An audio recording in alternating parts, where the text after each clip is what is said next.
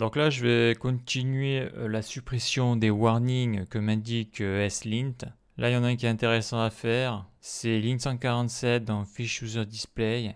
Donc Use Effect as a Missing Dependency on Refresh. Donc il dit que si l'OnRefresh change trop souvent, trouve le parent composant qui le définit et wrap la définition dans un use callback. Donc là c'est onRefresh, donc ça veut dire que cette fonction passe dans les props du composant enfant vers le composant parent. Donc là juste pour voir ce que ça fait, je vais mettre un console log et on va voir que je vais rentrer dans une boucle infinie. Je vais marquer use effect onRefresh. Donc ça c'est quand je modifie la fiche utilisateur pour rafraîchir le composant pour prendre en compte les nouvelles données. Donc là on voit ce que je viens de faire. Donc pour le moment je ne le mets pas, j'actualise, voilà, je suis sur la fiche utilisateur useEffect onRefresh. On voit qu'il n'y a pas de boucle infinie pour le moment. Je reviens ici, je fais un CTRL-C, CTRL-V, on voit qu'il n'y a pas d'erreur. Mais si je vais sur la console, on voit que je suis parti en boucle infinie. Donc c'est un grand classique ça. Donc il faut que je l'arrête parce qu'au bout d'un moment ça va me faire planter l'onglet, le navigateur.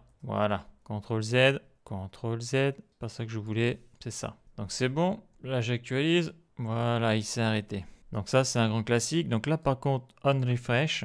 Donc si j'ai mis on, ça veut dire qu'il passe dans les props du composant, donc il est là. Donc il faut aller voir du côté du parent. Parce qu'on voit que le souci vient de Feed User Display, mais en réalité, comme ça passe par les props, l'origine du problème, il est chez le parent, donc c'est pas lui l'origine du problème. L'origine du problème, il est dans Page et Fiche User. Je vais l'ouvrir, Open to the side. Donc lui, je vais le mettre plutôt ici. Voilà, comme ça. Voilà, ça je le ferme. Ça c'est le parent, ça c'est l'enfant. Ça je le ferme. Donc si je vais voir l'enfant chez le parent, le composant est ici. On le voit là. Fiche User Display, donc c'est celui-là. Dedans, j'y passe deux props, data, bon ça ok, et onRefresh. Donc ici, donc si modification est à false, je le passe à true et ça fait un onRefresh. Donc ça passe dans les props, ça va ici et onRefresh, la fonction, elle est où? Elle est ici. Et ça me lance fetch handler et fetch handler, c'est une requête get. Faut que je la cherche, elle est où? Fetch handler, c'est une requête get qui va chercher les données de la fiche utilisateur. D'ailleurs, on voit qu'il y a déjà un use callback ici.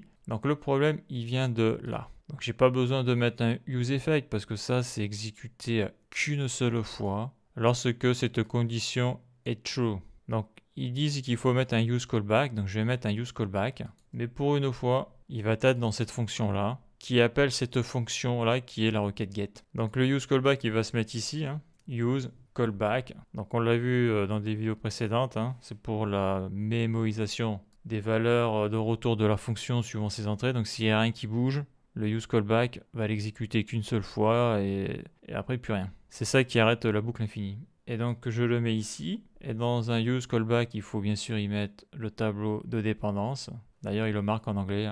Will return a memorized version of the callback qui change seulement si une des entrées a changé. Ça, cette définition, il faut la prendre par cœur. Ça c'est quand on te pose la question à quoi sert use callback. C'est vrai que quand tu es débutant, use callback, ça parle pas trop. Donc là, en dépendance, qu'est-ce qu'il me demande? Fetch handler.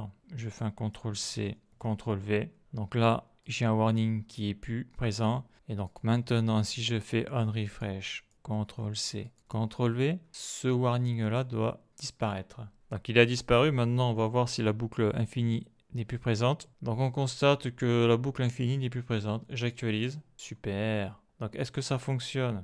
Là, je vais corriger la faute. Modérateur des messages du réseau. Je fais envoyer. Donc ça s'est bien mis à jour. Donc ça fonctionne. La mise à jour du composant se fait bien. J'ai mis des petits points. Ok.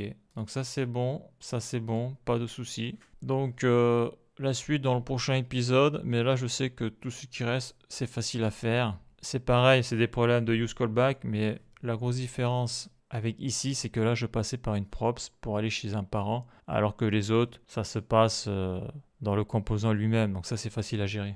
Quand il y a deux composants qui sont liés entre eux et que le problème vient du parent, c'est plus compliqué, comme on a pu le voir dans une des vidéos précédentes, avec le problème du composant non monté. Donc la suite dans le prochain épisode.